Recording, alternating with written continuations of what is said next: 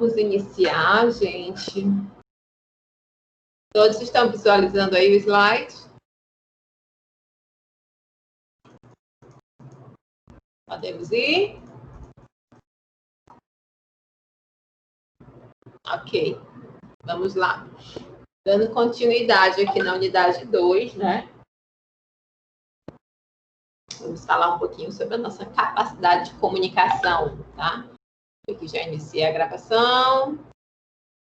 A nossa capacidade de comunicação, ela não é medida pela forma como nós dizemos as coisas, mas pela forma como somos entendidos, né? Tem aquela frasezinha muito famosa: eu sou responsável pelo que eu digo, não pelo que você entende, né?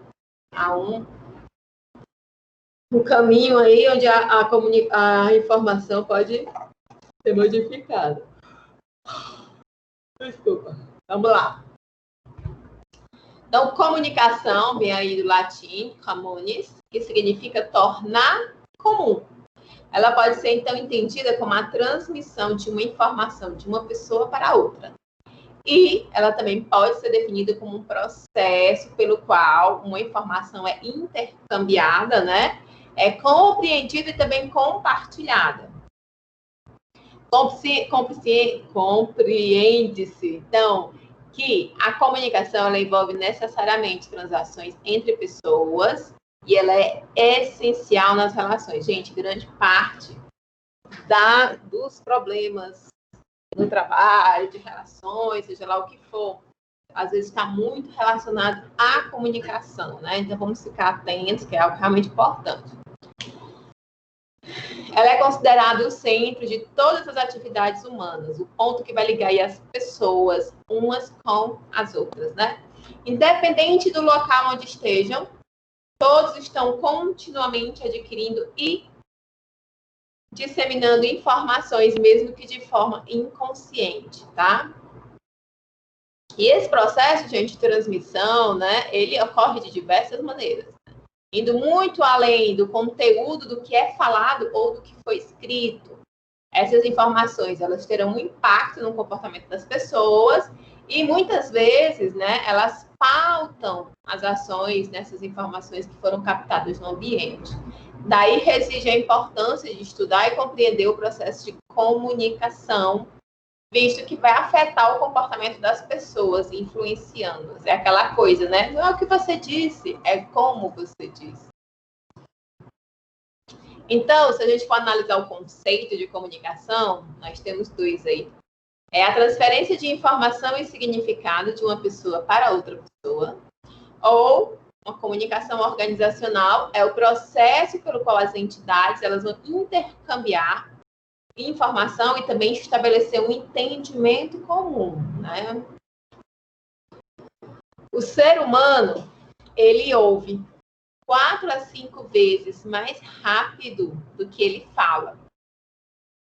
Geralmente, aí são algumas curiosidades, né? Fala-se em média 90 a 120 palavras por minuto. Nossa, é muita coisa.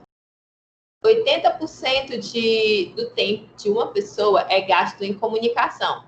Ou seja, 4% geralmente é lendo, 11% escrevendo, 22% falando e 63% ouvindo.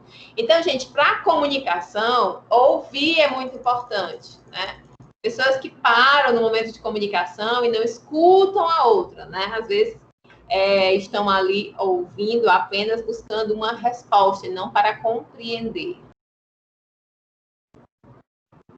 Vamos aí para os processos de comunicação. Desculpa, eu fico falando, o ar fica entrando e fico bocejando.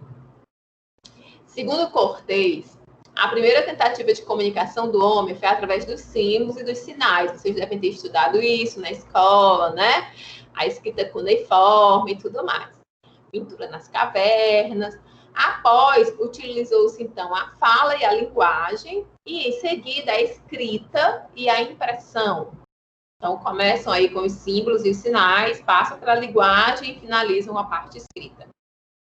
Atualmente, vive-se a era digital e a comunicação acontece aí por diversos meios. A velocidade e a distância, elas não são mais um obstáculo para o processo de comunicação. E este momento, nós aqui, né, cada um no seu cantinho, na sua casa, assistindo, e se vocês quisessem, né, interagindo, mostra exatamente isso, né, esta evolução. Todas essas mudanças, elas causaram um grande avanço na nossa sociedade, mas elas também alteraram a relação entre as pessoas, né? Eu não sei se vocês, a maioria são jovens aí, mas a interação dos adolescentes hoje é totalmente diferente da interação dos adolescentes quando eu era adolescente, por exemplo, onde não existia internet, não existia smartphone. Então, sim, houve um avanço aí na nossa sociedade, na comunicação, né? Hoje nós temos mais meios de comunicação, mas a relação entre as pessoas também se modificou. Então, após todo esse avanço tecnológico, como é que está a comunicação entre as pessoas? O que é que vocês diriam? Se eu tivesse em sala, eu ia ficar calada até vocês me disserem. O que é que vocês acham? O que é que vocês me diriam, gente? Como está a comunicação entre as pessoas?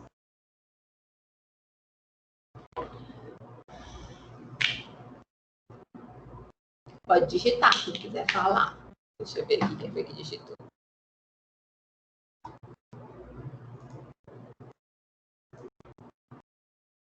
Muito avançada, mas você considera que esse avanço, ela melhorou a comunicação entre as pessoas? As pessoas estão se comunicando mais, é melhor, ou seja, não apenas a quantidade de possibilidades de comunicação, mas também a qualidade dessa comunicação? Sim, principalmente na questão de aulas online, né? Com a videochamada e tudo, famílias se encontrando por videochamadas por não poder se estarem juntas.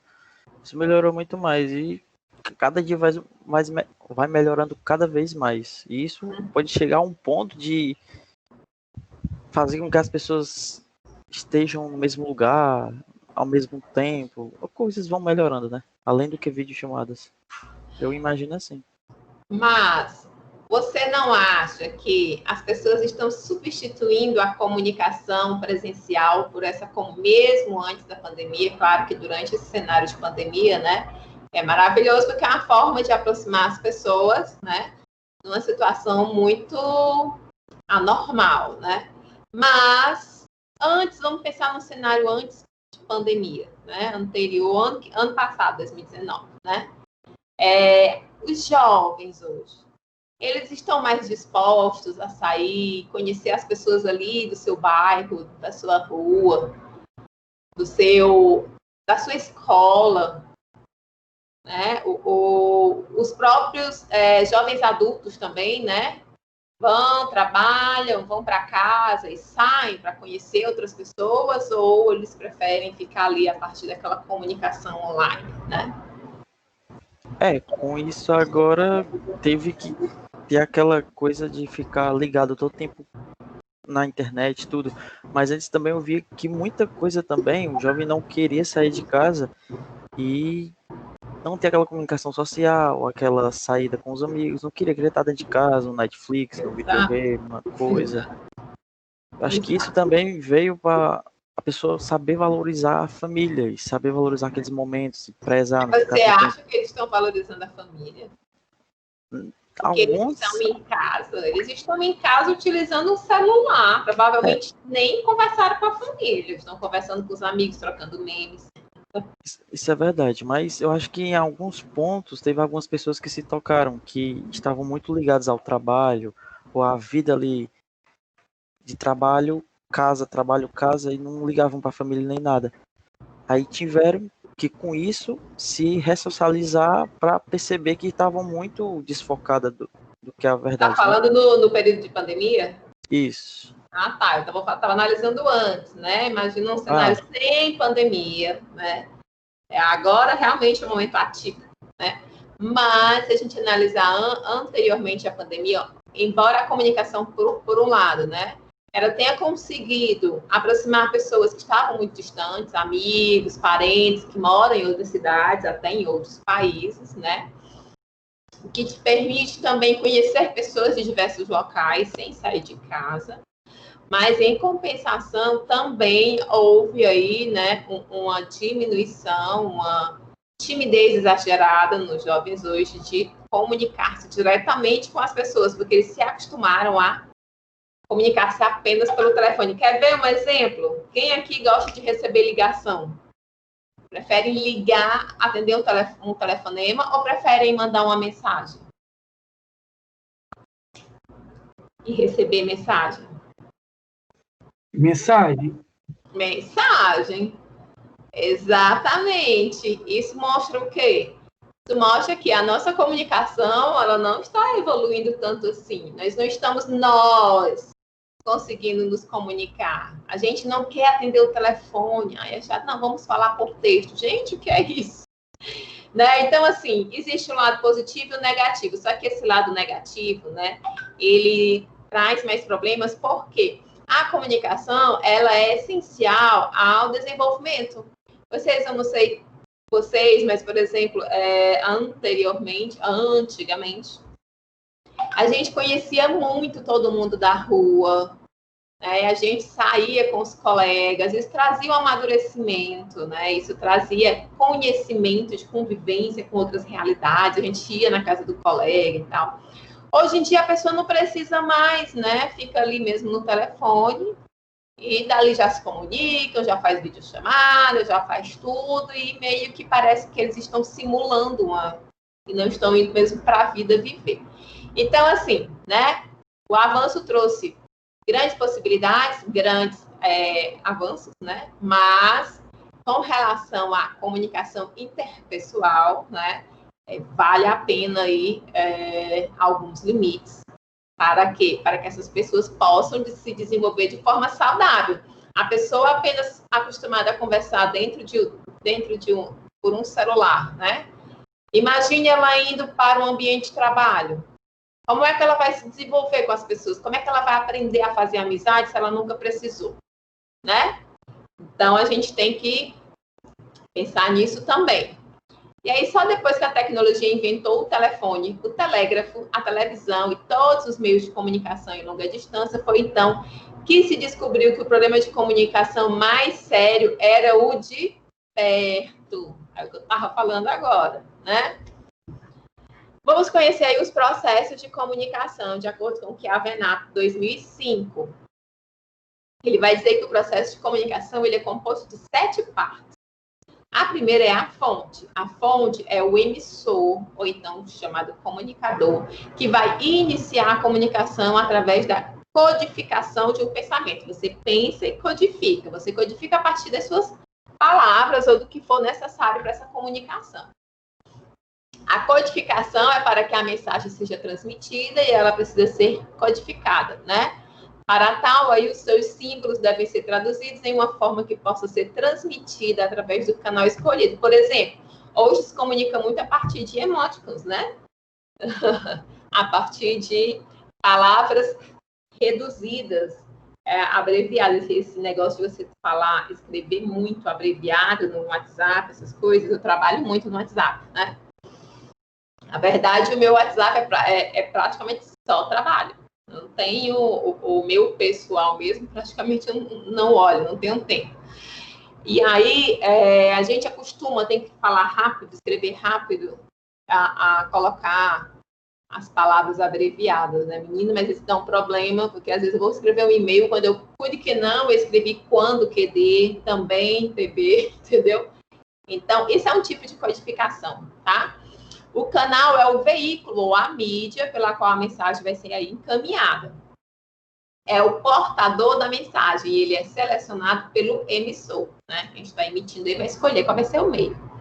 A decodificação, para que uma mensagem seja recebida, então os seus símbolos eles devem ser traduzidos para que possam aí ser compreendidos pelo receptor.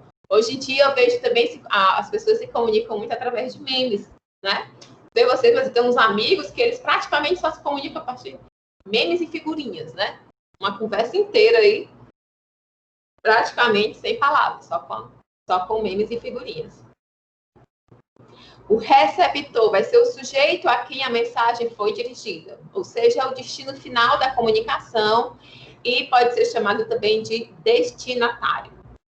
E a retroação, ou também conhecida como feedback, ela é o retorno ao emissor, né, quem emitiu lá a informação, para saber se a sua mensagem foi captada pelo receptor.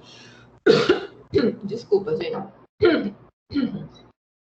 Essa retroação, ela faz a verificação do sucesso na transmissão, ou sucesso.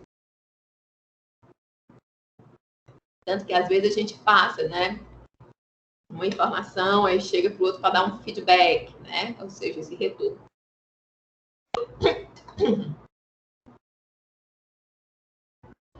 E existe ainda, gente, o ruído. Como assim, Marcelo? Não falo com ruído. O ruído, ele se refere aos fatores que podem distorcer uma mensagem, tá? Ele pode ter origem em qualquer daqueles elementos que eu apresentei, tá? Como exemplo, a gente vai ter uma voz excessivamente baixa, atrapalha a comunicação, o barulho do ambiente, manchas de tinta cobrindo algumas palavras, se você mandou algo escrito, né, impresso e ficou com mancha, erros ortográficos. Vocês sabem que uma vírgula, né, faz uma diferença medonha. Uma caligrafia pouco legível. Então, existem algumas formas, né, um corretor automático das palavras que troca a palavra quando você envia e às vezes dá uma confusão, tá? Para bolded aqui. As pessoas, elas se comunicam através de diversos modos ou então canais e eles podem ser divididos em verbal, simbólico e não verbal. Vai.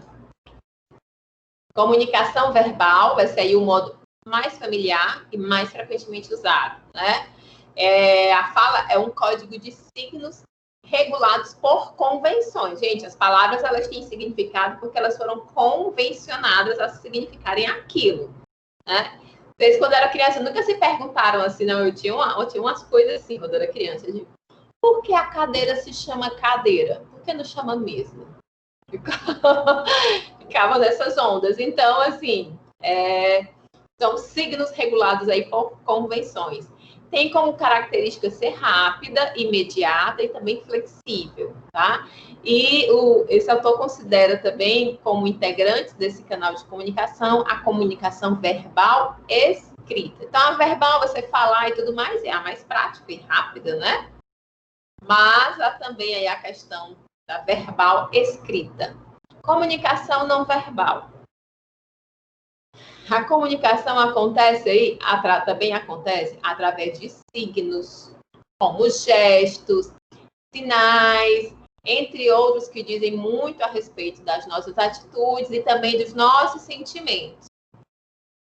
Segundo esses dois autores aí, lá em 1990, os signos, gente, não é signo do zodíaco não, tá? Os signos, eles podem ser classificados em 3 categorias. Linguagem do corpo, paralinguagem e vestuário, tá? Isso é comunicação não verbal. A linguagem do corpo, há uma grande quantidade de informações que são transmitidas através da postura e expressão de nosso corpo. Eu já indiquei aqui, acho até que já enviei para vocês o livro O Corpo Fala. Então, sim, o seu corpo, a sua face, o seu rosto, né? Ela vai repassar informações, tá? Aos demais. A paralinguagem refere-se aí à entonação, ritmo, tom de voz e outros aspectos relacionados à fala, que se tornam aí muitas vezes uma fonte de informação sobre a pessoa que está comunicando. Então, muitas vezes, como eu falei, não é o que foi dito, é como foi dito, né? A questão da entonação. Então, dependendo da entonação, você passa um ou outro tipo de mensagem. Vestuário. A forma de se vestir de uma pessoa também é considerada uma categoria de comunicação e é visto aí que revela informações sobre a personalidade da pessoa e também, em muitos casos, a identidade do grupo ou dos subgrupos a que ela pertence, tá?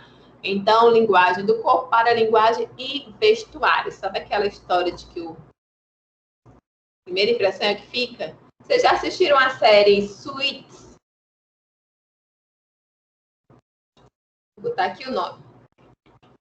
Suits. É uma série sobre uma empresa de advocacia. Tem no Netflix.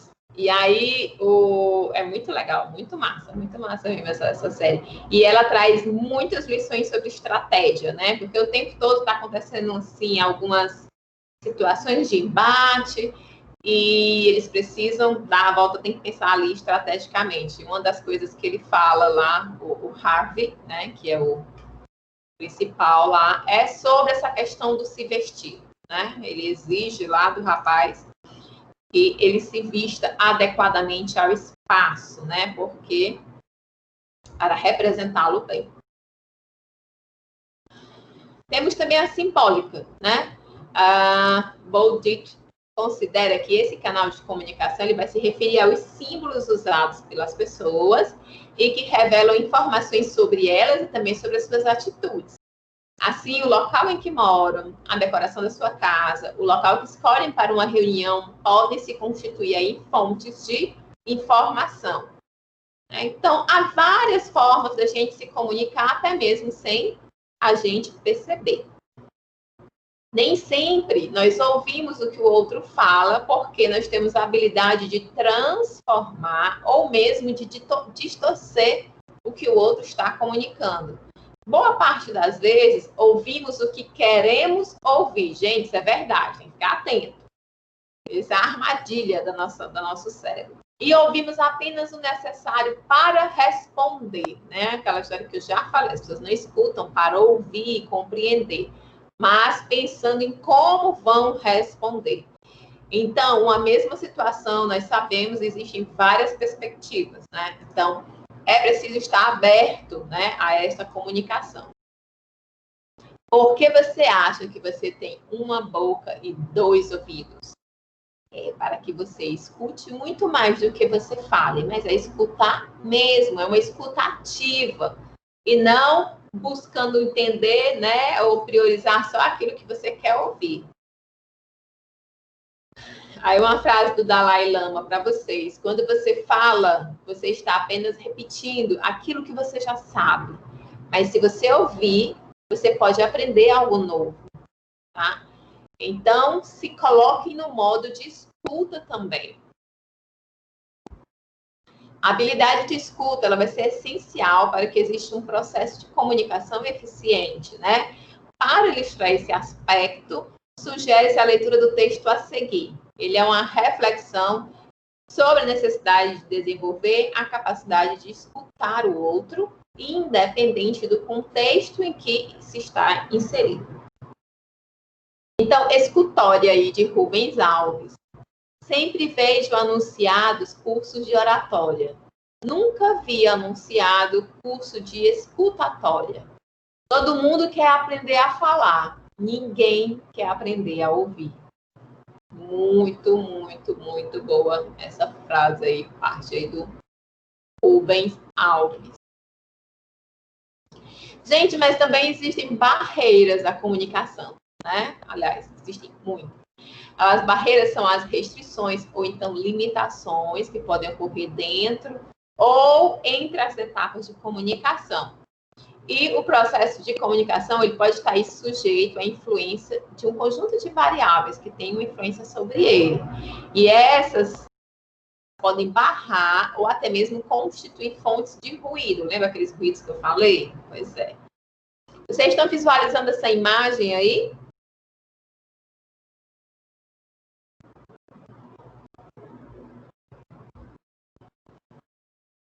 Vocês estão visualizando essa imagem da árvore? Sim, pronto. Então, vejam ela com calma. Aí são as várias percepções para mostrar os problemas de comunicação que podem acontecer, né? Aí nós temos na primeira foto como o cliente explicou o que queria, ele queria um balanço, eu acho aí, né? Uma árvore.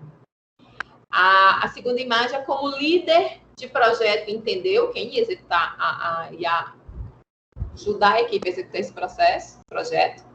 Como foi que o analista planejou, é o terceiro aí. Como o programador codificou, é o quarto. Depois nós temos aí o que os beta testers receberam, quando vocês colocaram o projeto em testes, né? Como o consultor de negócios descreveu, com um balanço maravilhoso, super confortável e tudo mais. O valor que o cliente pagou aqui embaixo seria praticamente suficiente para construir uma montanha russa. Como o projeto foi documentado, não foi, né? O que a assistência técnica instalou, nada. Como foi suportado quando foi entregue e o que o cliente realmente necessitava. Era só um pneu pendurado numa árvore, né? Então, isso é para observar, terem atenção à questão da comunicação, não apenas nos nossos relacionamentos pessoais, mas nos nossos relacionamentos profissionais, nas nossas relações profissionais. É preciso estar aberto a ouvir, é preciso ter cuidado com os ruídos, então se atentem a como vocês falam, o que vocês falam, o que vocês fazem, que o corpo fala por você, e também abertos a escutar o que o outro tem a falar, inclusive, sem mesmo abrir a boca. Porque isso pode ser um diferencial dentro do quê? Da execução de um projeto, por exemplo. Um grande número de problemas pode estar relacionado às falhas de comunicação. Então, conhecer algum dos fatores que podem constituir barreiras, né, é essencial para quem pretende estar inserido no mercado de trabalho, independente da área de atuação. Então, nós vamos ter barreiras humanas, barreiras semânticas, barreiras físicas e barreiras humanas cognitivas. As humanas, as limitações pessoais, hábitos de ouvir, emoções, percepções, preocupações, sentimentos pessoais, pouca atenção. Tudo isso pode funcionar como uma barreira, né? As barreiras semânticas, a interpretação das palavras, interpretação de idiomas, né? Translação, você vai traduzir aí de um idioma para o outro. Significado de sinais, de símbolos, de palavras, a decodificação de gestos, né? Até mesmo as gírias e expressões populares. Então, todas essas aí são potenciais barreiras, né? Que podem atrapalhar aí a comunicação. As barreiras físicas, nós temos o próprio espaço físico, né? Pode ser uma barreira, interferências físicas, falhas mecânicas, ruídos no ambiente, a distância física, ocorrências locais, canal congestionado, você não consegue passar a informação, ambiente de trabalho, então são várias aí. Então, as barreiras não é apenas em falar e ouvir, né? E as barreiras aí cognitivas, porque vão dificultar a compreensão e o código é percebido, mas a mensagem não é entendida. As pessoas aí que têm algum problema aí da questão cognitiva. A cognitiva aí não é nem que a pessoa tem algum adoecimento, mas eu conheço umas pessoas, meu povo, que você pode morrer falando uma coisa. Todo mundo percebe que é tal coisa, eles compreendem, mas uma pessoa acha que não. Só ela que está certa no mundo inteiro. Na sua opinião, qual a principal barreira à comunicação humana? Vocês acham que é o quê? É a verbal, não verbal, são as barreiras físicas, as barreiras semânticas. Muitas vezes, por exemplo, você chega num local novo, acho que eu já falei aqui para vocês que eu já morei em Pernambuco, né? Eu já passei cada vergonha lá, assim que eu cheguei. Isso é uma barreira de comunicação, né? Uma delas, a primeira, assim, eu ainda nem estava morando lá, eu tinha ido visitar com a minha sogra. Aí, meu marido estava no trabalho, à época meu noivo, e nós estávamos passeando pela cidade, voltamos para a casa do colega onde nós estávamos ficando. E aí, a minha sogra disse assim, rapaz, o que é que a gente vai fazer para almoço, Marcela? Eu digo, sei, aí ela queria comer um galeto. Vocês sabem o que é um galeto, não sabe, gente? O que é um galeto?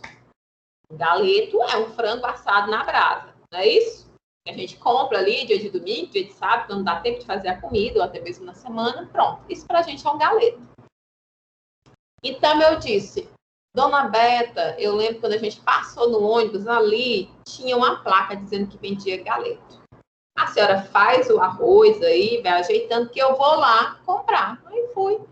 Lá é tudo ladeira, parece assim Olinda, sabe? Lá em Garanhuns, sobe dessa ladeira. Cheguei, subi uma ladeira miserável. Cheguei no dito local. Aí tinha lá a placa, vende-se galeto. Aí o moço, tem galeto? Ele, tem. Aí eu digo, olha, eu quero um bem assadinho. Aí ele, não, mas aqui a gente não assa. Aí eu digo, não entendo, você não disse que tinha galeto? Qual é o galeto que o senhor tem? O galeto para eles, né, é o frango abatido pra gente. E aí eu voltei com a mão abanando, passei uma vergonha, pedi desculpas e fomos comer ovo, né? Porque galeto não tinha. E isso não foi nada, né? Pensa que foi só isso? Foram várias. Gente, parece outro mundo, é incrível. Eu lembro a sensação, a primeira vez quando eu estava num supermercado, assim que eu casei, a gente foi para fazer as compras, e eu aqui conversando com meu marido, e eles falam muito rápido, né? Eu acho que eu falo rápido, mas se eu chegar lá, eles têm um tom de voz, né? Uma forma de se expressar, que parece que, sei lá, é mais rígida a fala, assim, mais direta.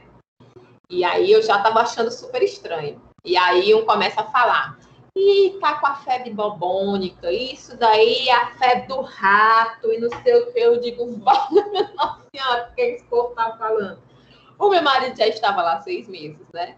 Então ele, não, Marcela, porque aqui os palavrões deles são esses. E realmente, gente, eles só xingam, só desse jeito. É a febre tif, tá com a bobônica, é a febre, doença do rato, tá com a febre do rato, uma coisa assim. Tudo é relacionado a essas doenças aí. Eles não falam assim palavrão como a gente. Aí já foi estranho pra caramba. E uma outra situação também foi que eu cheguei numa loja, tinha acabado de me mudar, né? Só tinha levado minhas roupas. Fui atrás de quê? Cruzeta. Todo mundo aqui sabe que é uma cruzeta, não sabe? Pois é, cheguei na loja, moça, tem cruzeta? Tem não. Cruzeta, digo, tem não. Tá certo. Eu vou dar uma olhadinha. Aí andei e achei as benditas cruzetas. Eu digo, moça, tá aqui, tem cruzeta. Ah, é cabide. Pois é. E aí foi, meu povo, lá lapiseira. Aqui lapiseira é onde a gente é um lá, tipo uma caneta, a gente coloca o... Aqui uma lapiseira, onde a gente coloca o grafite, né? É a lapiseira? Lá não. Lá a lapiseira é o apontador. É onde você faz a ponta do lápis. E aí vai. Ou seja, então tudo isso, né, são formas de barreiras à comunicação. Inclusive, eu não sabia, comecei a falar muito dessa febre do rato, tapatife, não sei o quê, e para eles era um palavrão muito feio, e para mim era, o povo é doido, né? Então, voltando, vamos falar sobre feedback. Feedback é uma palavra inglesa, né? Um termo aí da eletrônica, que traduzido em português seria aí realimentação ou retroalimentação. No processo de desenvolvimento da competência interpessoal, o feedback vai ser um processo de ajuda para a mudança de comportamento, né? Ou seja, a comunicação a uma pessoa ou a um grupo, no sentido de fornecer informações sobre como a sua atuação esteja aí afetando outras pessoas. A gente costuma dar esse feedback, olha, aconteceu tal situação, queria te dar esse feedback. Ah, mas agora você já foi muito bem, então quero dar, então é importante essa questão do feedback. Por que seja tão difícil, gente, receber feedback? Por que será?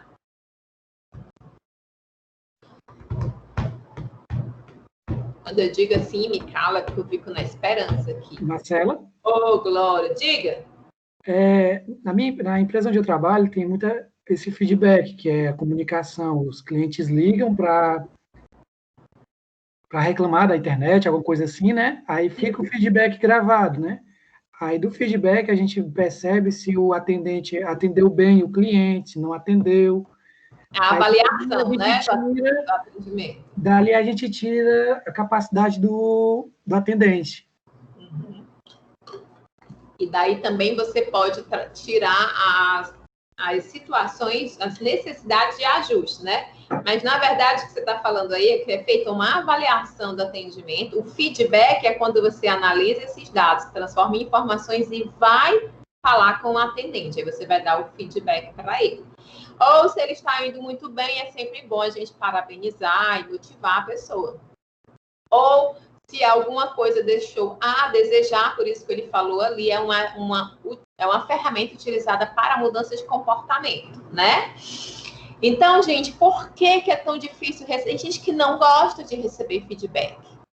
Porque está envolvida aí a questão do ego, né?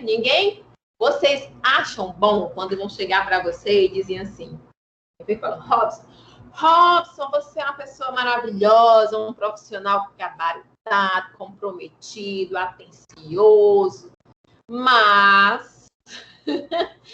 Aí, quando vem esse mas...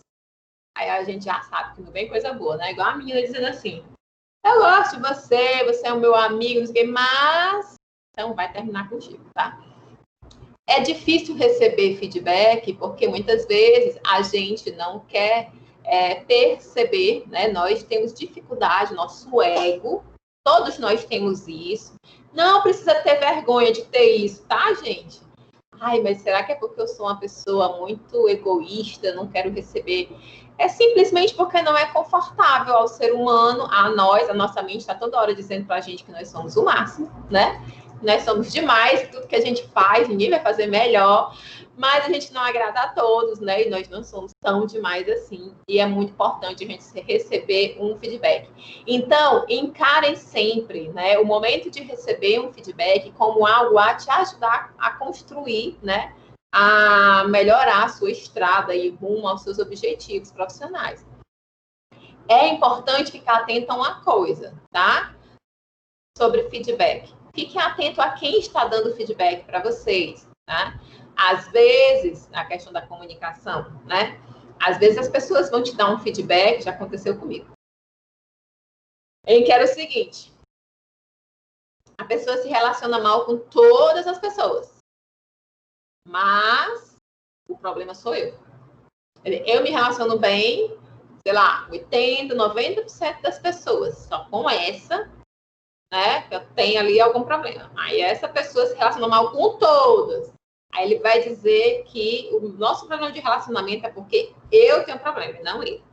Então, essa pessoa precisa que nós tenhamos atenção, autocrítica. A gente falou sobre autocrítica, acho, na aula passada, né? É importante a gente trabalhar isso, para a gente saber do que a gente é bom, no que a gente precisa melhorar, que a gente escute com atenção e não leve para o lado pessoal, e também que saibamos identificar, né? Também se estiverem querendo aí, vamos dizer assim, ultrapassar os limites de realmente ser um feedback. Então, vamos ficar atentos. Mas encare como algo construtivo. E porque é difícil dar feedback, não é só difícil receber, gente, é difícil dar. É difícil exatamente porque nós sabemos que o ego do outro pode ficar magoado, né? Pode se sentir aí desmotivado. Que barreira, Robson?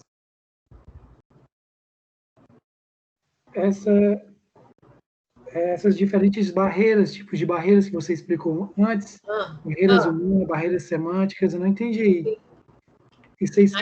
Como seria isso? Eu dei uma explicação dos meus exemplos lá, da minha vergonha que eu passei em Pernambuco, eram barreiras semânticas, né? Os significados das palavras, para mim eram um, para eles eram outro, né? Assim como acontece, às vezes, quando você vai interpretar outro idioma, né? Vamos dizer que você está se comunicando com uma pessoa de outro idioma e que existem palavras no idioma dela que parecem com a nossa, a gente acha que é a mesma coisa, mas não é. Tudo isso são situações que vão dificultar essa comunicação ou até mesmo vão trazer um ruído, porque vai mudar a comunicação, né? A gente vê às vezes no filme, né, o pessoal sai do Brasil e vai para lá para os Estados Unidos, não consegue pedir um almoço, né? Por quê? Porque tem essa barreira, né, de comunicação. Essa é uma, assim como as gírias, expressão também popular. Se você chegar lá em Pernambuco, chamar o cara de abestado, ele não vai saber o que é. Aqui a gente sabe, né? Então, são barreiras semânticas. As barreiras humanas são as limitações pessoais, por exemplo. A pessoa, ela não quer ouvir. Como assim, Marcela? Você fala, você explica, você desenha, mas a pessoa, dentro dela, ela não está disposta a ouvir. Isso é uma limitação pessoal dela. Enquanto houver essa limitação, a comunicação não vai se dar de forma eficiente. Emoções. Se você for conversar com uma pessoa que está com uma emoção muito, por exemplo, está com muita raiva, e você vai contar uma situação, ela pode interpretar de outra forma, porque ela está movida por aquelas emoções. Tem um negócio que o pessoal fala, nunca decida algo quando estiver com raiva, feliz, e o outro não lembra. Por quê? Porque isso muda a nossa perspectiva, né? A questão também de preocupações, você está tão preocupado com uma coisa, as pessoas vêm tentar se comunicar com você e, de alguma forma, isso não acontece. Por exemplo, quando eu estou aqui trabalhando, né? Eu estou trabalhando aqui durante o dia, eu trabalho muito com o processo dentro do sistema. Aí eu estou aqui, ó, vidrada, aí vem minha filha aqui e fala comigo. Eu não escuto. Isso é o quê? Porque eu estou ali, ó, com foco numa coisa, eu estou com uma preocupação naquele processo. Ela fala aqui do meu lado, é praticamente como se ela não existisse. Aí depois é que eu me toco, eu digo, mas só que a minha cabeça, ela não consegue desconectar. Então, ela fala de novo, eu não escuto. Então, isso é uma barreira, né? Uma barreira humana. Por quê? Porque eu estava ali com uma motivação no processo, não em escutar, né? Às vezes também que, pronto, essa questão de pouca atenção. Então, são barreiras humanas. As barreiras físicas. Aqui na minha casa, por exemplo, nós temos 3 quartos, né? Eu estou hoje aqui no que a gente chama do último quarto. Tem lá o primeiro, que é o nosso, o meu e do meu marido, no meio das nossas filhas. E aí, o que acontece? Tem uma parte da casa que tem uma acústica muito boa. Se eu falar desse quarto, vai ser muito fácil ouvir quem está na cozinha. Mas se eu falar daqui, quem está no primeiro quarto não vai conseguir ouvir. Isso são barreiras físicas. O espaço físico está interferindo na comunicação. Pode acontecer de não me ouvirem ou de interpretar errado o que eu falei. Ou, não, eu ouvi outra coisa. Você está no telefone, tem uma falha mecânica. Quem nunca, né? Liga aqui pelo WhatsApp e comentou. Tua fala está cortando. Toda videoligação está cortando. Isso é o quê? Uma barreira física, né? Variar ambiente de trabalho também. Às vezes tem uma barreira física. E as questões cognitivas, né? É porque às vezes você explica uma situação e a outra tem dificuldade de compreender, né? Ou ele até percebe, mas a pessoa não consegue entender exatamente o que aquela comunicação quer dizer. Ficou mais claro, Robson? Entendi, é como se fosse, tipo, todas as situações que pode acontecer, que não dá certo, da comunicação de uma pessoa com a outra, né? Que vai atrapalhar. Tipo, a questão também de sinais, né, de fazer o legal, em alguns países é diferente. Isso aí é barreira semântica, no caso, né?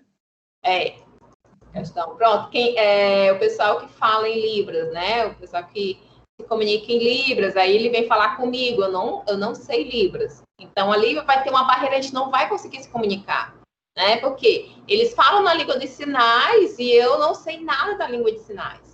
Então, não adianta, nós não vamos conseguir nos comunicar. Ou vamos nos comunicar de forma muito rudimentar e deixando aí a desejar. Ok? Entendi. Obrigado. Nada. Continuando. Então, já falamos aqui dos feedbacks, que é difícil dar e também é difícil receber, mas é algo que é essencial e nós precisamos aí perder essa vergonha, esse medo e deixar o ego um pouco de lado. Como melhorar a sua comunicação? Aí a gente vai dizer que o Cortez, que a escolha do veículo para a transmissão de uma mensagem é um fator importantíssimo para torná-la efetiva, ou seja, quais vão ser os meios, né? É necessário pensar na mensagem que se quer transmitir e escolher qual desses pode melhorar a compreensão. Muitas vezes, usar o telefone é mais compreensível e rápido do que usar a palavra escrita em um e-mail e vice-versa. Quer ver o que eu faço? Essa questão do e-mail, gente, das palavras escritas, né? Elas vão sem emoção. Aí elas vão ter a interpretação de quê? Tá daquelas barreiras que tinha lá, a questão das emoções? Elas vão ser interpretadas a partir das lentes de emoções que a outra pessoa estiver no momento de ler. Tá? Então, uma coisa que você falaria super tranquilo, aí a outra pessoa vai ler e vai entender assim, como assim ela está falando isso para mim? Isso já aconteceu comigo, tá? A pessoa fala super, aí eu entendi, nossa, tá muito grosseiro. Aí quando eu conheci a pessoa, era realmente grosseiro. Mas o que é uma boa prática? Né? Eu faço o seguinte, quando eu vou escrever um e-mail, ou quando eu vou devolver um processo em que eu vejo que o assunto é mais delicado, que pode causar, sim, uma falha de comunicação, a comunicação pode se perder ou se conturbar, ou gerar um conflito, o que é que eu faço? Eu escrevo todo o e-mail, eu leio, releio, né? Vejo de novo, e aí eu entro em contato com a pessoa. Fulana, eu tô te mandando um e-mail tal, é sobre aquela demanda tal e tal, olha, vou te explicar aqui, mas vou mandar um e-mail para formalizar. Então, a situação é essa. Por quê? Ao ouvir a sua voz, lembra que a entonação era algo importante, era uma forma também de comunicação? Pois é. Então, ao ouvir a entonação, ao perceber que você ligou para dar uma satisfação, isso já desarma a pessoa. Então, dependendo da situação, é interessante você usar o telefone, não apenas um e-mail, né? No caso, aí a gente utiliza os despachos, porque isso às vezes gera uma confusão e depois é tão mais difícil desfazer a confusão que é melhor, né, evitar. E aí, algumas dicas. Use múltiplos canais, visando aumentar a probabilidade de compreensão da mensagem, porque vai estimular vários sentidos do receptor, como você mandar um e-mail e ligar também. Procure ter empatia com os outros, então coloque-se no lugar do receptor. Por isso que é importante ler, reler, tá? Pratique a escuta ativa. A maioria das pessoas, elas não sabem ouvir. Utilize o feedback. Use uma linguagem apropriada e indireta, evitando aí o uso de jargão ou então de termos eruditos. Quando palavras simples forem suficientes, não enrola, não complica, né? O simples sempre é a melhor opção. E também adapte a mensagem ao seu público. Quando você vai falar com uma criança, você vai explicar uma situação de adulto, você tem que adaptar essa mensagem. Eu não vou passar a mensagem que eu estou passando aqui para vocês agora, da mesma forma para uma criança de 6 anos, né? Então, vou ter que adaptar dentro da realidade dela para que ela consiga receber e compreender a mensagem repassada. Forneça informações claras e completas e use a comunicação face a face, sempre que possível. Nada como olhar nos olhos, né? Para ficar ou com muita raiva, dependendo do que estiver o olhar, ou bem tranquilo. Aqui tem um manual de comunicação eficiente. Pois é, né? É porque essa questão de olhar no olho no olho. Mas depende, viu? Se for eu digo não mesmo. O que você precisa saber para dar o seu recado no trabalho sem ruído, né? Então, escrever, gente, não é falar. Para ter sucesso na linguagem escrita, é preciso dominar vocabulário, gramática e também construção das frases. O maior problema ocorre quando se tenta escrever da mesma forma que se fala. Nesse caso, o resultado aí pode ser um texto incompreensível. Então, para se expressar bem na linguagem escrita, além de praticar bastante, é preciso que você leia e releia as suas mensagens antes de enviá-las, para encontrar e corrigir erros. Sabe o que acontece, gente? Você escreve um e-mail, você já arquitetou tudo o que precisa dizer aqui na sua cabeça. E aí você começa a escrever, pronto, terminei. Aí você vai ler, sabe o que acontece? Algumas situações estão muito claras na sua cabeça, mas você não colocou no e-mail. Agora imagine outra pessoa recebendo e tentando decodificar isso. Não, mas está faltando informação aqui. Então, por isso que é importante você ler e reler para perceber se não ficou faltando alguma informação, né? Para perceber se você não foi muito direto. Espere um pouco antes de enviá-las. Quanto mais tempo passar, mais fácil será ler de forma isenta e também descobrir possíveis interpretações erradas. Isso é ótimo. Este semestre, vocês não vão ainda fazer artigo, né? O paper. Gente, minha mandíbula está travando. Mas, a partir do próximo semestre, vocês já vão fazer. E é algo muito legal. Mas uma das coisas importantes na escrita é isso. Você escreve e deixa lá. Dá um tempo.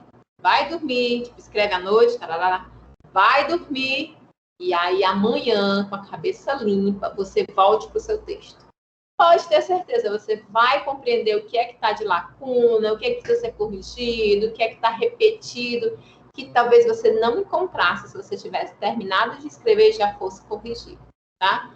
Então, se puder esperar um pouquinho, espera, muda o foco da cabeça por um instante, depois volta e vê se realmente é aquilo que você precisa enviar. Essa ajuda a terceiros para checar o entendimento e também a clareza do texto. Faço sempre isso. Quando o paulistano Anderson Santos Pereira, de 35 anos, assumiu a gerência da unidade gaúcha da Nextel em agosto de 2007, vocês lembram da Nextel, gente? Acho que ainda existe. Então, um dos seus maiores desafios foi alinhar a comunicação com o time. A equipe estava desmotivada por desconhecer as metas individuais, eles não sabiam para onde ir, né? As pessoas só conheciam os objetivos da unidade e, baseado nos planos da empresa, Anderson conversou individualmente com os 14 membros da equipe. Ouviu o que cada um tinha a dizer, anotou sugestões, dividiu os clientes de acordo com o perfil de cada integrante do time e traçou, então, objetivos claros para todos. Com maior transparência, as pessoas compreenderam os rumos que a companhia queria tomar e também o papel delas, né, dentro aí do alcance desses objetivos. Então, comunicação é essencial dentro de uma organização. Mais que 1000 palavras. As informações que você emite com o rosto, com os braços e o tom de voz, elas causam mais impacto do que o conteúdo do que está sendo passado. Uma pesquisa na Universidade da Califórnia, nos Estados Unidos, concluiu que 93% da eficácia da comunicação, ou seja, uma comunicação que gera efeitos pretendidos, deve-se ao tom e à intensidade da voz, aos gestos e às expressões corporais.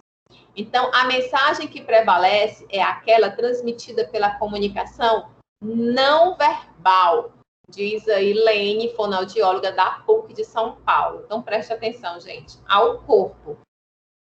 A forma como alguém gesticula sinaliza o que ela sente. Uma posição, olhando as pessoas de frente, e braços para quem está falando, dá a ideia de acessibilidade e também de entusiasmo. Cruzar os braços ou manter os ombros caídos podem causar o efeito contrário, né? Não está nada satisfeito com o que está sendo aí informado. O rosto e a boca também são agentes importantes de uma comunicação eficiente. Então, evite uma postura desleixada e os bocejos. Ai, gente, desculpa, mas eu tô... Os bocejos não é culpa minha. Eu estou acordando muito cedo. A voz. Este é um dos elementos mais importantes para passar a interpretação desejada. Então, contam o tom, o volume e a entonação. Não adianta, por exemplo, manter o tom grave. O tom grave é aquela voz mais de homem grossa, né? Que gera a sensação de seriedade e firmeza para motivar e o time. Prefira um tom mais leve e alegre. O segredo, então, é saber variar e também combinar todos esses elementos para serem usados de acordo com a informação e a sensação que você queira produzir nos outros. Então, se utilize do seu corpo, da sua voz, né? Para quê? Para trazer convencimento, para unir a equipe, para que todos possam caminhar juntos aí em busca dos objetivos da organização. E assim a gente termina o tópico sobre comunicação e vamos para o tópico 3. Nenhum de nós é mais inteligente que todos nós. E aí, gente? Vocês entenderam? Concordam?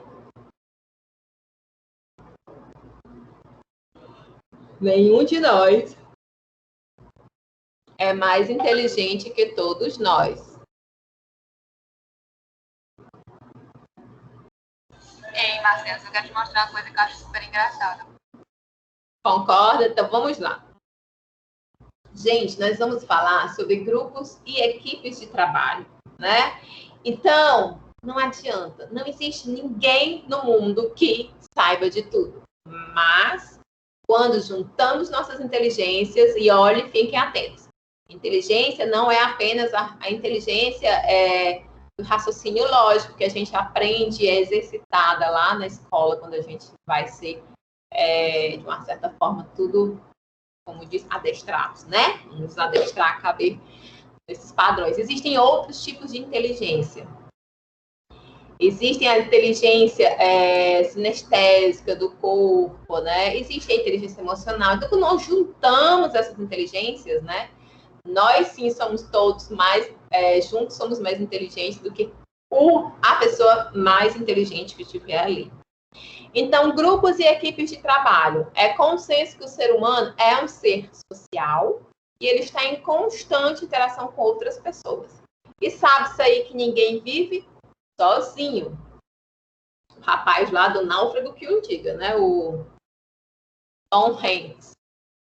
E que para sobreviver as pessoas dependem umas das outras, mesmo que a interação que se estabeleça entre elas seja através de vínculos comerciais, tá?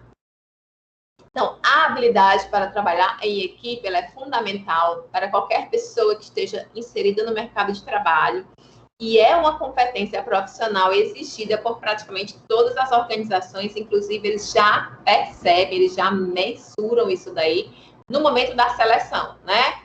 Eles vão mensurar aí a sua capacidade de trabalhar em equipe. Então, não tenham medo, desenvolvam essa capacidade. No entanto, contudo, todavia, entretanto, trabalhar com outras pessoas nem sempre é tarefa fácil. Na verdade, né, gente, é uma tarefa bem difícil. Um amigo meu que é da TI diz, é por isso que eu trabalho com máquinas. Mas o pior é que as máquinas são utilizadas por pessoas, então não escapa. Mas não é fácil. Não é fácil, é muito desgastante. Eu diria que 60% do meu desgaste não vou dizer somente emocional, mas de energia, físico, é por conta desses desgastes, né, com o tratar com o outro. Então, é preciso controlar a impulsividade, saber comunicar-se, administrar questões pessoais e, principalmente, manter o foco na meta e nos objetivos a serem alcançados.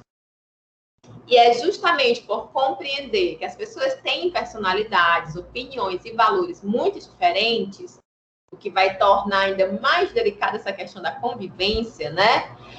Que se observa aí uma grande tendência das organizações em investir no desenvolvimento dessas equipes.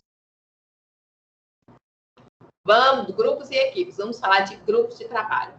Um grupo é um conjunto de pessoas praticando atividades comuns, com objetivos idênticos, porém individualizados. Cada um, né, vai ter ali o seu, mas que juntos vão chegar a um outro objetivo. Um grupo ele é constituído por 2 ou mais pessoas que interagem entre si, de tal maneira que o comportamento e o desempenho de uma delas, né, são influenciados pelo comportamento e pelo desempenho da outra. Porque se eles têm atividades comuns, né, objetivos idênticos, mas cada um com uma parte, é claro que o comportamento de um vai influenciar no de outro, né? Então, o grupo é o conjunto de uma duas ou mais pessoas que interagem entre si, influenciando umas às outras. E para serem consideradas um grupo, essas pessoas também devem, vamos lá, elas devem definir a si mesmas como membros do grupo, elas devem serem reconhecidas pelos outros membros como integrantes do grupo, identificarem-se umas com as outras, envolverem-se em integração frequente, participarem de um sistema de papéis interdependentes, compartilharem normas comuns, buscarem metas comuns, sentem que sua filiação ao grupo é compensadora, né? E permanecem unidos nos confrontos com outros grupos ou pessoas. Percebe-se, então, gente, que o conceito de grupo ele faz um diferencial. As pessoas que dele participam, elas devem se reconhecer como tal. Ela tem que sentir pertencente àquele grupo, é o que a gente chama de sentimento de pertença, né? Não basta você dizer que ela é daquele grupo, ela tem que sentir que faz parte desse grupo. Segundo Chiavenato, os grupos de trabalhos, eles podem ser divididos tanto em grupos formais quanto informais. Os formais vão ser aqueles que surgem de uma determinada organização com a definição de uma tarefa específica a ser cumprida, né? Podem ser considerados como exemplos, comissões, grupos de auditoria. E os grupos informais são aqueles que surgem espontaneamente, de forma informal, devido às relações de interação entre as pessoas, tais como grupos de estudo, grupos de amigos, as panelinhas, né? As panelinhas são grupos. Viu a questão das panelinhas, né? A pessoa não basta colocar ali uma pessoa para fazer parte da panelinha. Ela tem que se sentir parte, tem que se sentir agregada ao grupo. Nos grupos formais, a gente tem ali os grupos de comando, de tarefa e também os temporários com prazos definidos. De comando, eles são determinados pelas relações formais de autoridade. Por exemplo, diretor de uma empresa e gerantes que formam aí o comando administrativo, tá? Então, eles são aí determinados pelas relações formais de autoridade. Os grupos de tarefa, né, eles são formados para executar uma tarefa específica dentro da organização. E eles são definidos aí pela organização e não se limitam à área do seu superior hierárquico imediato, né? Eles podem ultrapassar aí as relações de comando. Se tiver mais de uma área de superior hierárquico, ele pode passar de um para o outro. Grupos temporários com prazos definidos, né?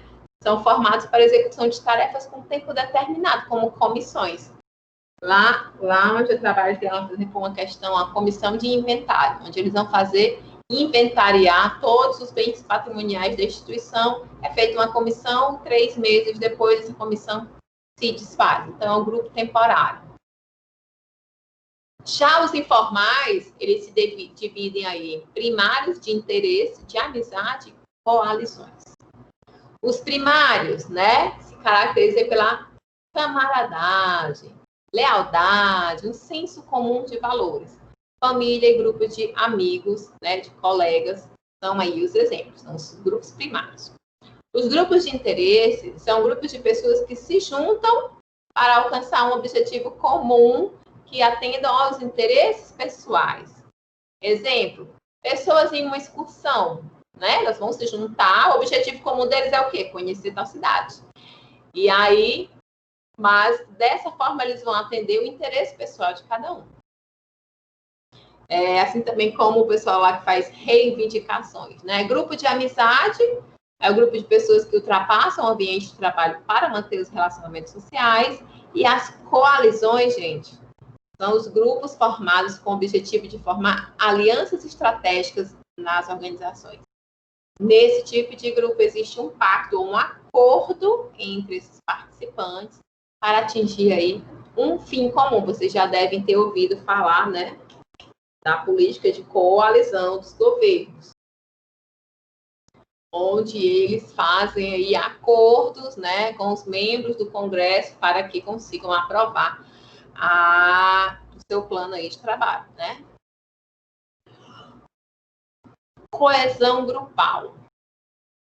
O termo coesão, se você for olhar no dicionário Caldas Olete, é definido como a harmonia e o equilíbrio entre as partes de um todo ou os membros de um grupo.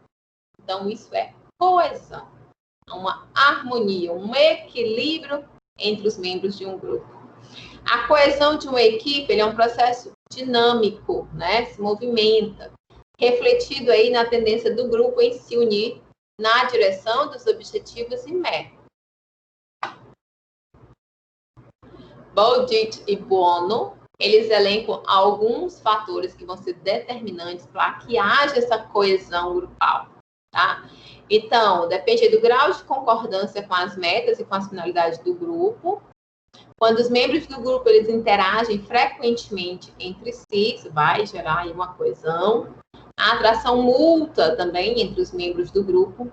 Conflitos intergrupais que provoquem a união dos membros e encorajam a cooperação. Tipo, nós temos aqui um grupo, a gente nem é tão unido, mas como o outro começou o outro grupo, né, começou a nos provocar, a gente tem que se unir, né, para o quê? Combater o nosso inimigo comum. E o grau de sucesso que um grupo tem em atingir as suas metas e objetivos. Tudo isso aí. Desculpa. São fatores determinantes da coesão grupal. Gente, eu fico bocejando, é porque eu falo tanto porque era para vocês estarem falando também.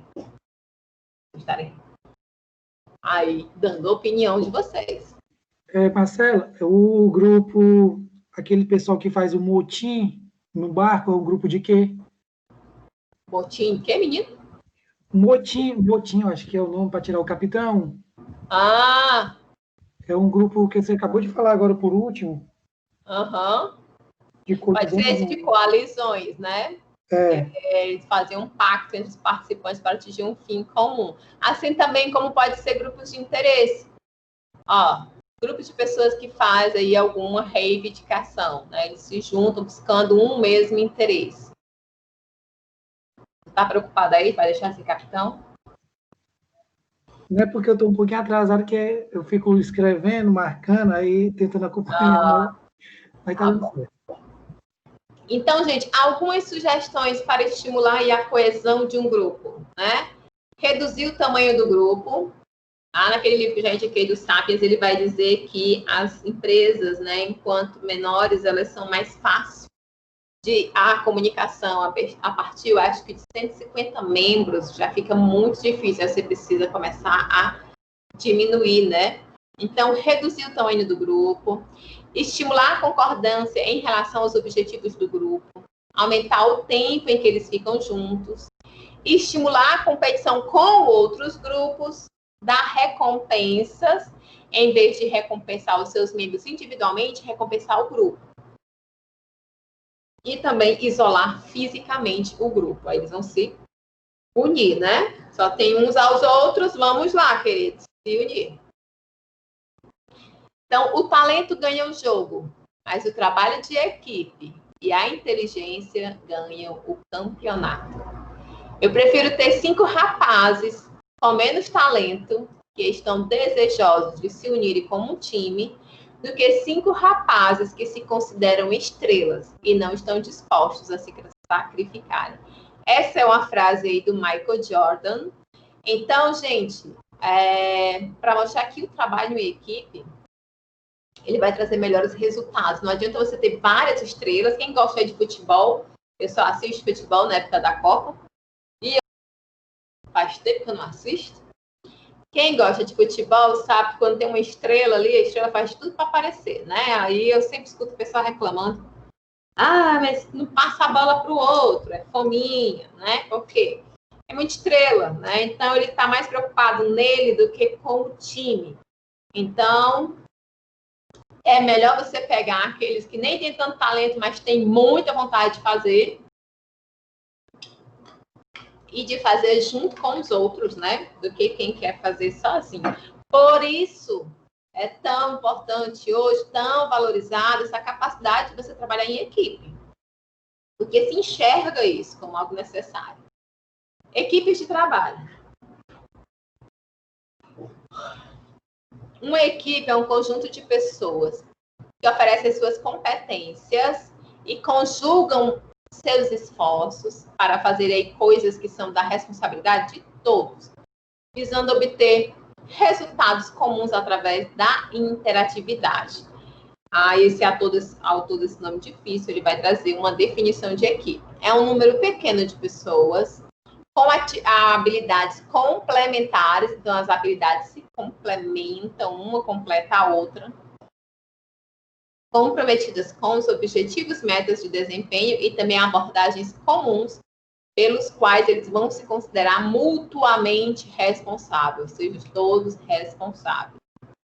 Moreira vai afirmar que o mundo do trabalho, ele traz a exigência da aquisição de novos conhecimentos, né, aí das mais diversas especialidades, e que ninguém poderia acumular sozinho todas as áreas de conhecimento necessárias para o melhor atendimento das nossas necessidades atuais. Por isso que nenhum de nós é mais inteligente do que todos nós.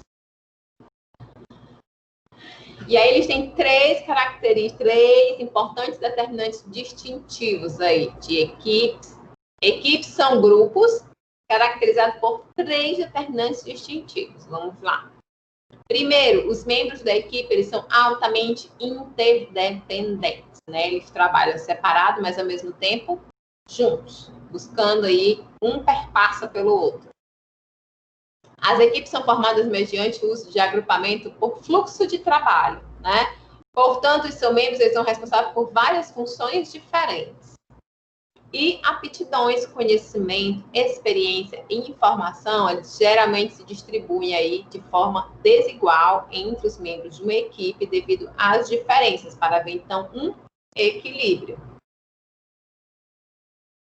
Gonçalves Filho, lá em 2010, ele vai dizer que em uma equipe de trabalho, cada membro ele deve compreender realisticamente o papel e a responsabilidade que cada um tem.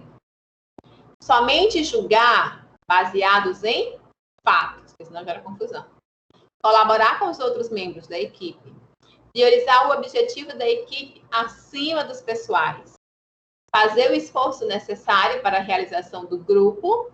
Compartilhar informações abertamente. Nada de ficar, não, vou pegar essa informação só para mim.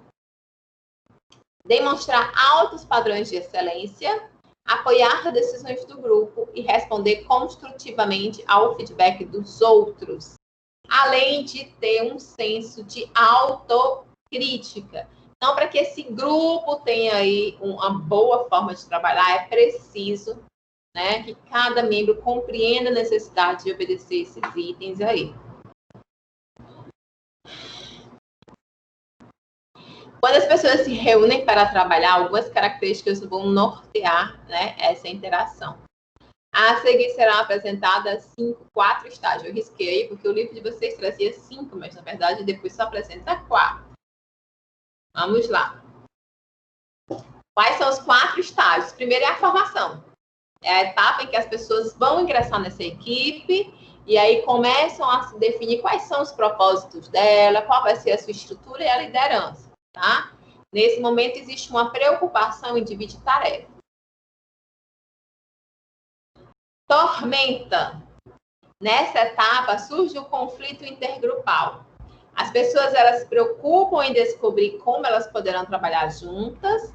Existe uma resistência por parte dos membros, sob controle. Gente, imagina aí que vocês estão... Lembra que vocês faziam trabalho na escola, em equipe?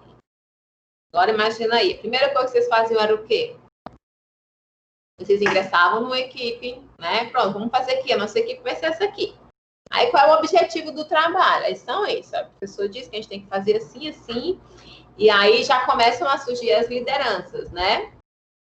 Nesse momento a gente não tem muito progresso em relação ao trabalho, tem um certo entusiasmo e uma comunicação tanto artificial, até um constrangimento.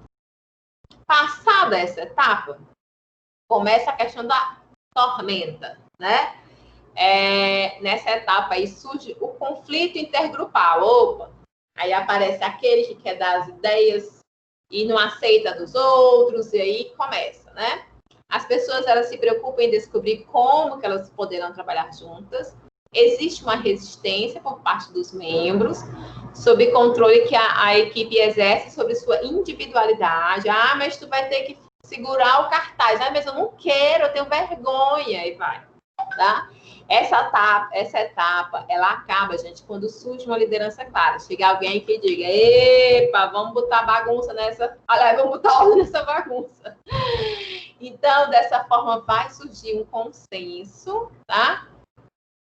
E quando surge a direção que o grupo, então, vai assumir. Os sinais que vão evidenciar essa etapa é porque há um debate, discussão, e algumas tarefas já começam ali a ser cumpridas, né? Então, tá, eu vou fazer isso e tal, já ficou tudo definido. Aí vem a normalização. Desenvolve-se um estreito relacionamento entre as pessoas da equipe. Nesse momento, a equipe demonstra gradativamente a tal da coesão, e ocorre aí um forte senso de identidade grupal, ou até mesmo de camaradagem, né? Essa etapa acaba quando se assimila um conjunto de expectativas e aí se define o comportamento atual dos membros. Quais são os sinais dessa etapa? A equipe já está executando as tarefas, existe uma camaradagem entre os membros e eles já começam a se preocupar em atingir os objetivos. O desempenho, a quarto estágio, né? A etapa aí em que a estrutura da equipe já está totalmente definida, ela é funcional, funciona, e é também aceita pelos seus membros. Então, passou toda aquela parte de complicação, agora o negócio está fluindo.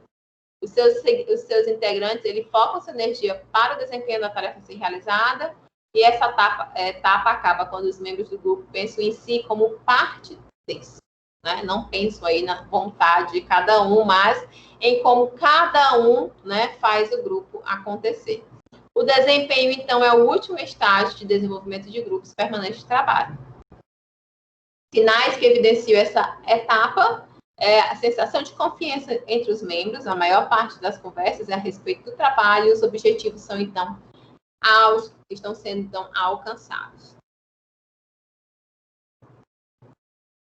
Vamos falar aqui sobre tipos de equipe. As equipes podem ser divididas em verticais, horizontais, com propósito especial e autodirigidas. As verticais são compostas por gerentes e os seus subordinados em uma cadeia formal aí de comando de cima para baixo, vertical. As equipes horizontais, elas são compostas aí por seus colaboradores no mesmo nível hierárquico, na horizontal. Porém, aí de diferentes áreas de especialidades. E as equipes com propósito especial, elas são formadas fora da estrutura organizacional formal, a fim de empreender um projeto de criatividade ou de importância, um projeto à parte, é um propósito especial. E as equipes autodirigidas? Compõem-se aí de 5 a 20 colaboradores multifuncionais que eles vão se revezar, né? Nas tarefas e fabricar um produto até realizar um serviço completo. Normalmente, gente, são as equipes permanentes. A equipe que vai instalar não sei o quê, tá? Condições para desenvolvimento de verdadeiras equipes. Vamos lá. Promover a discussão da missão, dos valores, dos limites dos indivíduos e da equipe. Conhecer os objetivos pessoais e profissionais de curto, médio e longo prazo de cada um dos integrantes. Criar ambiente que favoreça aí a confiança, a honestidade, o respeito, o diálogo e o bom humor. Definir com clareza quais são os objetivos que devem ser alcançados. Criar condições que favoreçam a transformação individual e da equipe. Desafiar, né? Nenhuma equipe sobrevive sem desafios. Promover trabalho que agregue valor. Propiciar condições que cada integrante possa assumir riscos. Conjugar os verbos na primeira pessoa do plural, ou seja, nós, né? Nada de eu. Nós, a equipe. Ter visão de futuro, aprimorar constantemente as relações interpessoais, focar nos resultados e nos relacionamentos, e, enfim, conhecer as competências de cada um dos integrantes. Então, são as condições aí para o desenvolvimento de verdadeiras equipes. Gente, quais são as vantagens e as desvantagens de trabalhar em equipe? Né? Porque nem tudo são só flores desse mundo.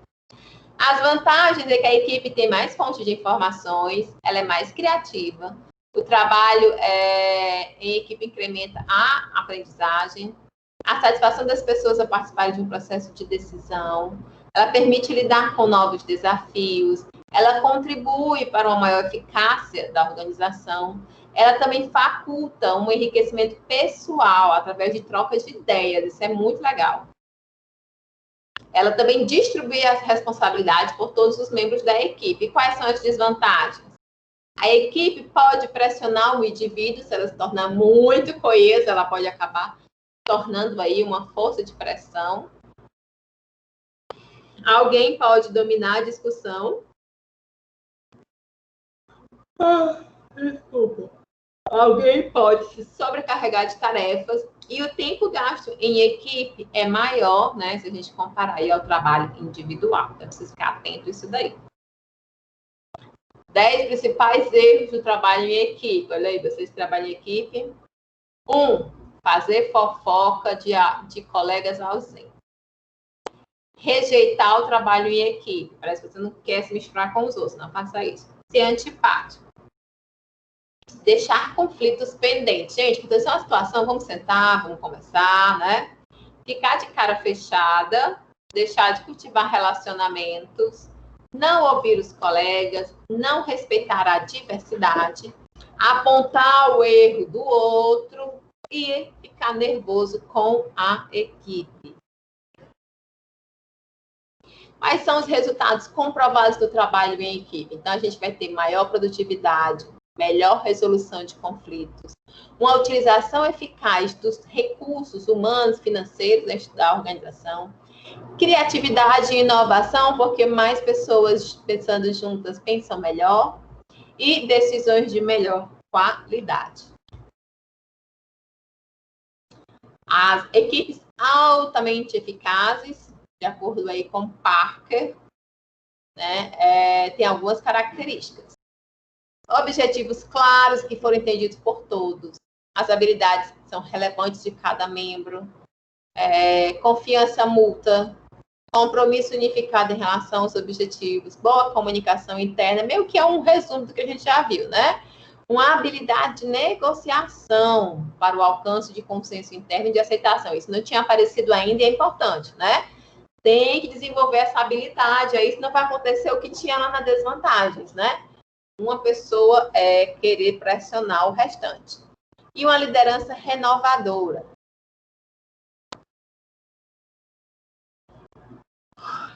Aí eu queria mostrar aqui para vocês. Não tem no livro de vocês, tá? A ideia de os 3 F. Vocês já viram aí eficácia, falando de eficácia, eficiência. Pronto, nós temos eficiência, eficácia e efetividade. São coisas diferentes. Vamos lá. A eficiência é quando algo ele é realizado da melhor maneira possível, ou seja, com menos desperdício ou em menor tempo, por menor preço. Então, é eficiente, é um processo eficiente porque ele diminui os desperdícios, ele aumenta, então, os lucros, tá? E a eficácia? A eficácia é quando um produto, um projeto, uma pessoa, ela atinge o objetivo ou a meta. Porque ela pode ter uma eficiência, mas ela não teve uma eficácia. Ela não conseguiu atingir os objetivos da empresa. Se ela consegue atingir, então, sim, ela agiu com eficácia. E se ela faz isso com menos desperdício, melhor utilização dos recursos, ela faz, essa ação terá eficácia e será eficiente. E o que é efetividade? Efetividade é a capacidade de fazer uma coisa, né, a eficácia, da melhor maneira possível, a eficiência. A junção aí dos dois. Então, um resumozinho aí para vocês guardarem no celular, computador, imprimir, desenhar no caderno, em qualquer canto, para vocês não esquecerem. Eficiência, eficácia e efetividade. Eficiência está ligada com Custo. Fazer corretamente, utilizar produtivamente os recursos. A questão do custo-benefício, mínimo de perdas e o desperdício. Então, eficiência ligada a custo. Eficácia. Eficácia está ligado ao resultado. É fazer o que deve ser feito com capacidade de atingir os objetivos, cumpre metas e realiza o que foi proposto. E o impacto. Aliás, a efetividade é o impacto, né? É fazer corretamente o que tem que ser feito, transformar a situação existente, mudança e desenvolvimento em relação entre a produção e a capacidade de produzir. Então, isso está muito linkado com equipes, né? Mas alguns, agora aqui, fatores determinantes da eficácia de uma equipe. Eficácia é o que, gente? Resultados. Então, o grau de lealdade dos membros entre si e o líder da equipe. O líder e os membros, eles têm confiança mútua, né? Eles têm habilidade para ajudar os demais, se comunicam plena e francamente sobre todos os assuntos, estão seguros em tomar decisões apropriadas, os valores e as necessidades de cada membro se coadunam, né? Eles se vinculam com os valores e objetivos da equipe, o grau de espírito empreendedor e de responsabilidade individual e coletiva pelos resultados e consequências e ação inovadora, além do senso de inconformismo com o presente. Esse senso de inconformismo com o presente não é aquela pessoa que está sempre de mau humor e nada nunca está bom. Não. É você, pronto, a gente conseguiu chegar aqui, aí de repente vou parar e vou morrer aqui. Não. Vamos ficar atento a novas oportunidades, né? Novas situações. Então, esse inconformismo com o presente. Para esses outros autores aí, eles podem apontar o seguinte: os membros da equipe, eles precisam ter a chance de contribuir significativamente, usando seus pontos fortes, eles querem fazer parte disso. Eles precisam ter a oportunidade de resolver problemas reais e tomar decisões reais em um ambiente em que vá ser valorizado o seu discernimento. Eles precisam sentir continuamente que estão sendo apoiados pela diretoria, ou seja, você não consegue mudar nada, você não consegue fazer a sua equipe para frente se lá de cima, né, não vier o apoio. Por quê? Você aqui embaixo, sem o apoio lá de cima, você não vai para frente, amor. Porque quando você esbarrar num setor ou numa equipe que não queira fazer, não queira contribuir, quem que vai te dar apoio para que essa equipe ajude, sim? É a diretoria, né? O treinamento precisa ser fornecido continuamente para todas as pessoas ligadas aí ao programa de equipes. Toda equipe é um grupo, porém, nem todo grupo é uma equipe, né? A panelinha do fundo da sala não é aí uma equipe. As principais diferenças entre grupos e equipes. O grupo tem um líder forte e único, enquanto a equipe tem liderança compartilhada. O grupo de trabalho ele tem uma responsabilidade individualizada, enquanto a equipe é uma responsabilidade individual e mútua. O grupo de trabalho ele tem produtos de trabalhos individualizados e a equipe tem produtos de trabalhos coletivos. Os grupos de trabalho discute, decide, delega, enquanto a equipe discute, decide e faz o trabalho real. Na verdade, aí, a diferença entre o grupo de trabalho e a equipe é a mesma diferença entre uma casa e um lar. Entre uma cidade e uma comunidade. Entre um quarteirão e uma vizinhança. Não sei se vocês estudam inglês, mas existem duas palavras para casa, né? Tem home e house. Quando é uma e quando é a outra? House é casa. É uma casa. Ó, a house, a casa. Mas home é um lar. É uma casa onde existem as pessoas que se amam, que vivem naquele local e que fazem daquilo um lar. Assim como tem cidades e comunidades. Tem cidade que cada um fica no seu e há uma comunidade que se junta, né? E faz tudo acontecer. Então, é a diferença aí entre grupo e equipe. E aí vamos para o tópico 3. Eu acho que eu não vou conseguir finalizar tudo hoje, mas vamos lá. Onde existem problemas, existem também oportunidades escondidas. Eu sempre digo, gente, eu nunca aprendo tanto quanto com os problemas. Então, de uma certa forma, né, até um certo limite, eu gosto de problemas, sim. Porque é somente com eles que a gente evolui. Quando eu tô aqui fazendo as coisas e nada problemático acontece, eu não saio do lugar, porque tá tudo bom, tá tudo bem, então vamos ficando aqui, né? Mas aí quando alguém percebe algo e gera um problema, quando a gente para tentar solucionar, é que surgem aí inovação, criatividade e novas formas de fazer, às vezes, o mesmo. Então, vamos falar de conflito e negociação. Um conflito ele pode ser entendido aí como a oposição de ideias, de sentimentos ou até mesmo de interesses. Duas pessoas são suficientes para o início de um conflito, mas as possibilidades de atrito elas aumentam na dimensão direta aí da quantidade de pessoas envolvidas. Pode-se afirmar que, onde houver mais de uma pessoa, haverá algum tipo de conflito. Pois pessoas têm diferentes percepções sobre fatos e situações, valores éticos e morais, culturais e interesses. Quem aqui é casado? Tem gente casada aí? Quando eu bebo água, respondam, please. O Robson é casado. Há quanto tempo você é casado, Robson? Mário pergunte. A Priscila também. Vocês são casados há quanto tempo?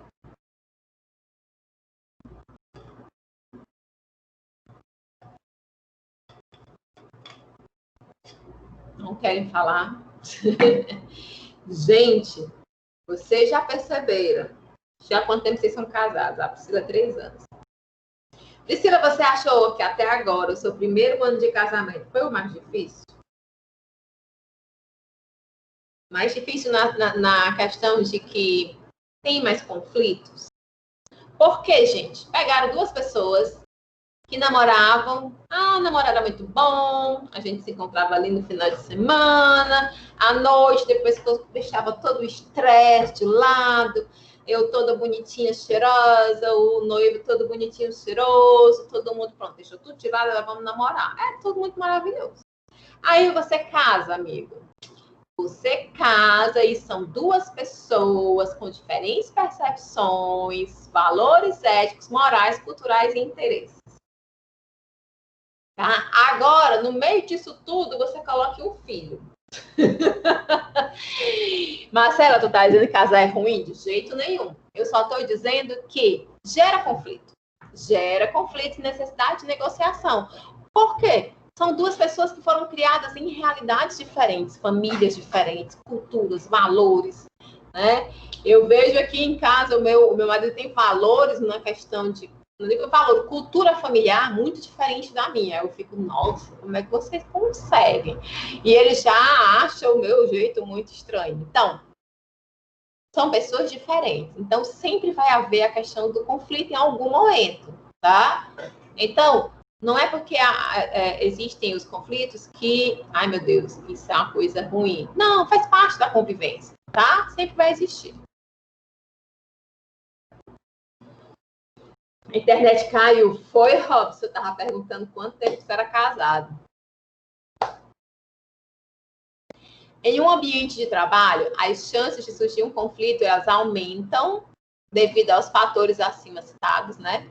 E também acrescido da pressão por resultados, né? O mercado acirrado, a corrida cotidiana pessoal e também o clima de trabalho cada vez mais competitivo, né? As pessoas ficam, mas se eu fico um negócio meio tenso, né?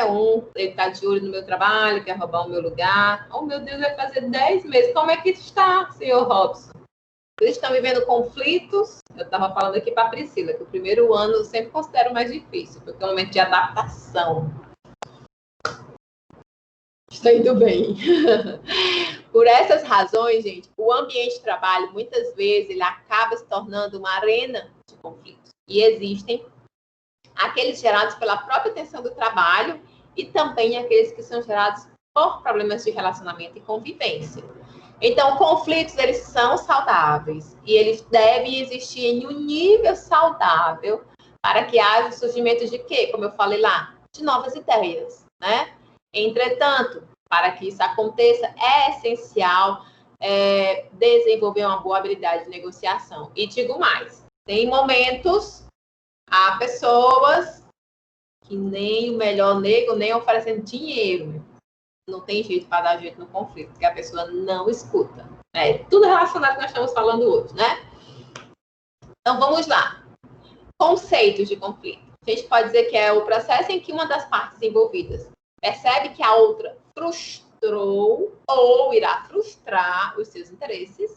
Ou também podemos dizer que conflito é um processo de oposição e confronto que pode ocorrer aí entre indivíduos ou grupos nas organizações, quando as partes exercem poder na busca de metas ou objetivos valorizados e obstruem aí o progresso de uma ou mais das outras metas. Eu prefiro do nascimento ali, né? Processo em que uma das partes envolvidas percebe que a outra parte frustrou ou irá frustrar os seus interesses. Geralmente é isso mesmo. A principal causa de um conflito é a divergência de interesses e de opiniões, né? Entretanto, algumas situações elas são classicamente relacionadas como desencadeadoras aí de divergência entre pessoas. Vejamos aí algumas, né? A experiência de frustração, que é entendida aí como a incapacidade de atingir ou mais metas, ou então de realizar e satisfazer os seus desejos, por algum tipo de interferência ou limitação pessoal, técnica ou comportamental. Também pode levar ao conflito diferenças de personalidade. São invocadas aí como explicação para as diferenças tanto no ambiente familiar quanto de trabalho, né? São reveladas no relacionamento diário através de algumas características indesejáveis na outra parte envolvida. Então, são personalidades ali que não casam bem, né? Metas diferentes é como estabelecermos ou recebermos metas e objetivos que podem ser diferentes dos de outras pessoas, de outros departamentos. Isso pode levar à geração, gerar tensões, esse comportamento, esse tratamento diferenciado, né? Diferenças em informações e percepções. Então, costumeiramente, tendemos a obter informações e analisá-los à luz de quê, amores? Dos nossos conhecimentos e dos nossos referenciais, sem levar em conta que isso acontece com o outro lado, com quem temos de conversar. Então, assim como eu, do meu lado, estou aqui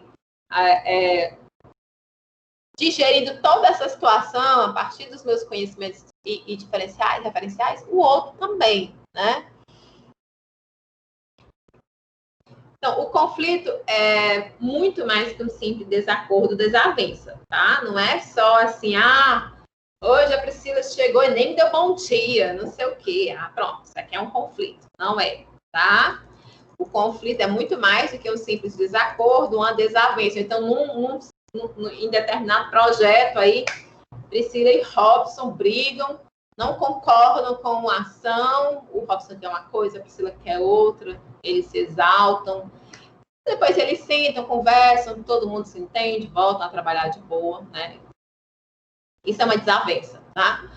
O conflito, ele constitui uma interferência ativa ou passiva, mas deliberada para impor um bloqueio sobre a tentativa da outra parte de alcançar os seus objetivos. Então, é algo mais drástico, né? Existem ainda outras situações que podem ser entendidas como também fontes de conflito. Choques de interesses individuais, grupais e organizacionais, luta pelo poder, inveja, fofoca, frustrações por promessas que não foram cumpridas, falhas de comunicação, por isso a gente estudou logo acima, e também mudanças estruturais, né? Temos ainda mudanças externas, que foram acompanhadas por tensões, intrigas de colegas, necessidades individuais que não foram atendidas, ou seja, expectativas não atendidas, carência de informação, de tempo e de tecnologia. Eu faço um trabalho aqui que é até importante, mas, poxa, a pessoa não me disponibiliza um computador bom, eu trabalho no calor e tudo mais, né? Então, pode gerar conflito. Direitos não atendidos ou não conquistados, nepotismo. Condições antecedentes de conflitos, né? Segundo Chiavenato. Diferenciação, ou seja, cada grupo se especializa mais na busca de eficiência, e daí esse processo acaba diferenciando os grupos dentro da organização, e eles acabam tendo objetivos e interesses diferentes. Há também recursos compartilhados e limitados, ou seja, quanto à quantidade de recursos que circula, né, ela é fixa, limitada, e deve ser compartilhada entre diversos grupos. Então, a percepção da necessidade e da forma como deverão ser distribuídos e alocados esses recursos podem gerar aí diversos conflitos. Passei por uma situação dessa daí hoje, exatamente essa. Interdependência de atividades, né? Ocorre aí quando um grupo ele não pode realizar a sua tarefa, a menos que o outro grupo realize a sua. Gente, isso é tão chato. Eu detesto isso. Quando o meu trabalho depende do trabalho da outra pessoa, eu tenho que ficar aqui esperando. Ou tenho que ficar, e aí, já fez? E aí, já fez? E quais são os tipos, né, de conflito? Nós temos aí o conflito latente, aquele que não é declarado, né? E nem mesmo há uma clara consciência da sua existência aí pelas partes envolvidas. Há o conflito percebido. Os elementos envolvidos, eles percebem racionalmente a existência do conflito, muito embora não haja ainda manifestações abertas, né? Então, assim, é aquela coisa, eu não gosto do fulano, mas continuo falando, tudo bem, tudo tranquilo. O conflito sentido é aquele que já existe em ambas as partes, tem emoção e já tem uma forma consciente. E, por fim, o conflito manifesto, né? Aquele que já atingiu ambas as partes, já é percebido até por terceiros e pode interferir na dinâmica da organização. Então, é quase no degrauzinho que você vai subindo aí, né? E as abrangências de um conflito, de acordo com as partes envolvidas. A gente tem o conflito intergrupal, interpessoal e intraindividual. Intergrupal, entre grupos. Interpessoal, entre uma pessoa e outra, com objetivos antagônicos. Intraindividual ocorre intimamente, dentro de você aí, em relação a sentimentos, opiniões e desejos divergentes. Todo conflito, ele pode produzir efeitos positivos ou negativos. Como é que a gente faz, Marcela, para resolver esses conflitos? Tem hora que dá vontade de a gente sentar e chorar, né? Mas como não resolve, a gente respira e segue em frente. Não existe uma única maneira, tá, para resolver essa situação. Cada situação vai exigir uma postura e uma estratégia de enfrentamento diferenciada, vai depender, pessoas são diferentes, né? Situações são diferentes, então a solução para elas também será diferenciada. O que é certo é que a análise da situação é que vai demandar aí sensibilidade, capacidade de compreensão da situação e também dos interesses de cada parte envolvida e o objetivo ao qual se pretende chegar. Então, você primeiro senta, escuta, né? Tem que ser alguém que realmente consegue ler nas entrelinhas o que o corpo está falando, o que as mãos estão gesticulando, a tonalidade da entonação da voz, tudo isso, né? É preciso compreender, né, a situação que está gerando aquele conflito e quais são os interesses de cada parte. Geralmente eles estão com interesses diferentes, tá?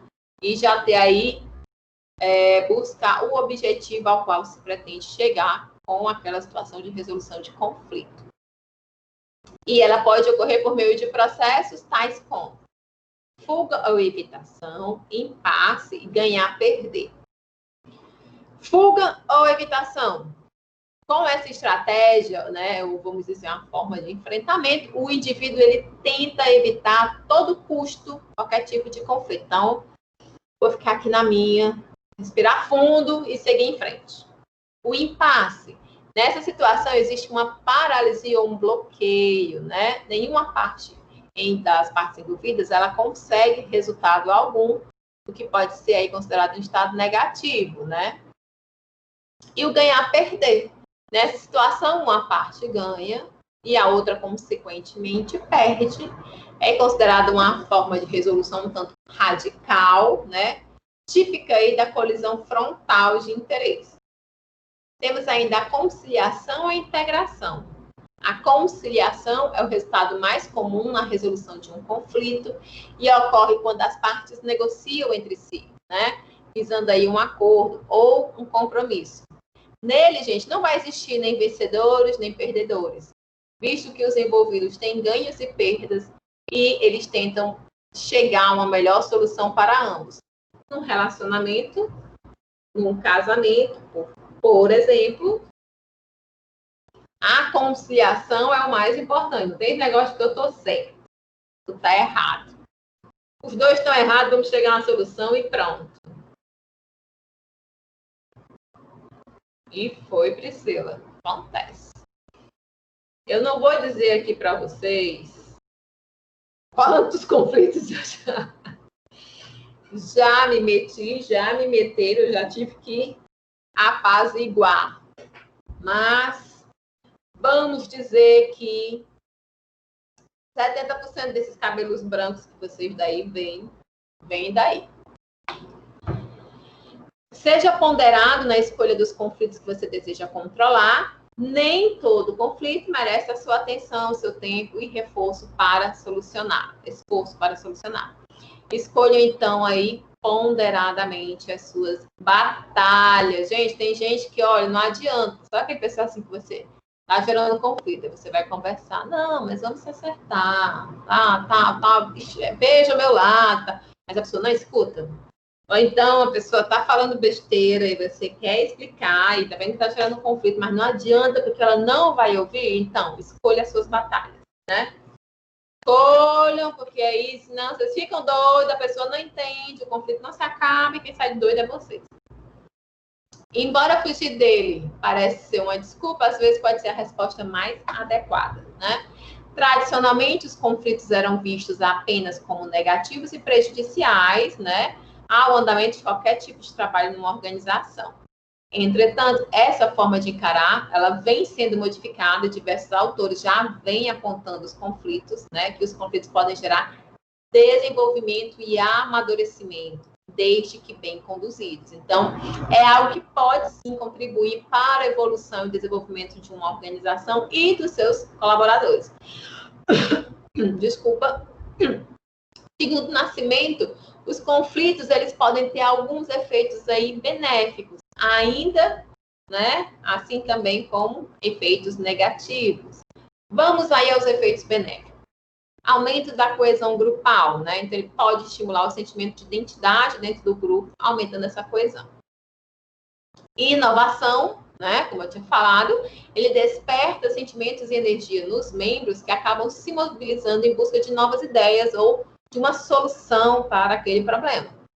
Mudança. O conflito é um modo de chamar a atenção para os problemas existentes e serve para evitar problemas mais sérios. Então, quando surge ali, você já começa a identificar alguma coisa, não está certo, é preciso mudar, né? Mudança nas relações entre grupos conflitantes, né? O conflito ele pode levar os grupos a encontrar soluções para suas divergências e buscar, então, cooperação e colaboração. E quais são os negativos? Frustração, perda de energia, decréscimo na comunicação e confronto. Frustração, não tem o que dizer, né, gente? Acaba prejudicando o desempenho. A perda de energia, gente, olha, você está no meio de um conflito, isso te suga energia e aí você diminui sua produtividade. O decréscimo na comunicação, então barreiras vão se formando, né, entre as partes envolvidas ali, e ali vai ter o quê? Uma interferência, uma ineficiência na comunicação. E o confronto, a cooperação passa a ser, então, a ser substituída por comportamentos prejudiciais ao grupo. Conceito de negociação, tem pelo menos 3 aí para vocês, tá?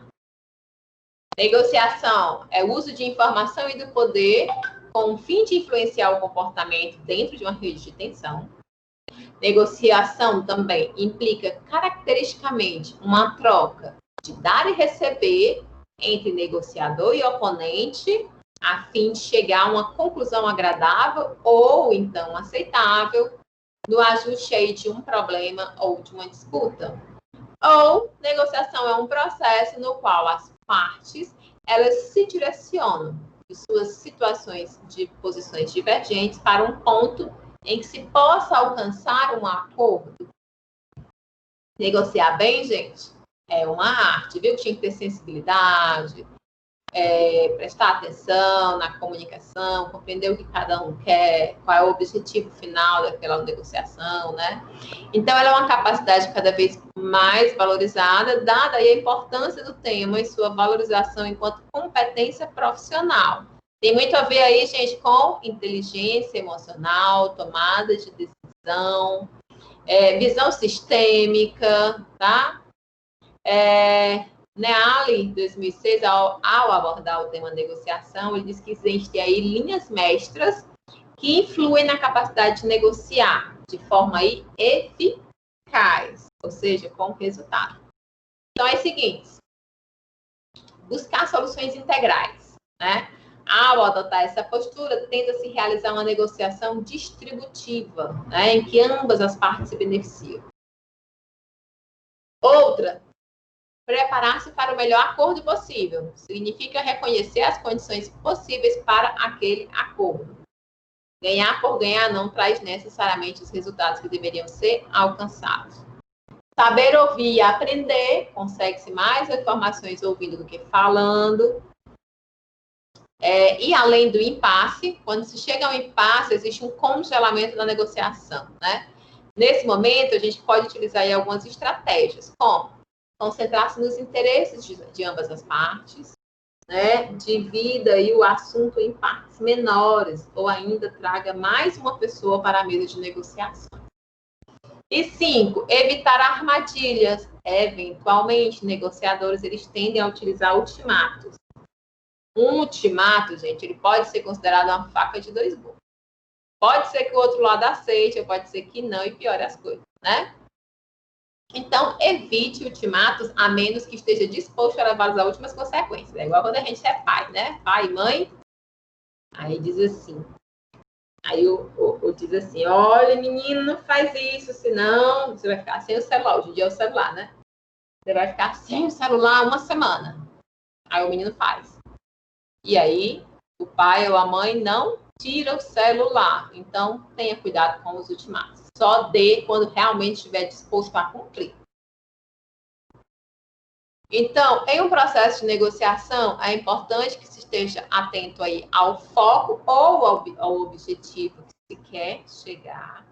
Entretanto, não se deve perder de vista quais são as opções ou as possibilidades que se tem, que se mostrem ali naquele momento. É comum, utilizando o jargão popular aí, no calor do momento, né?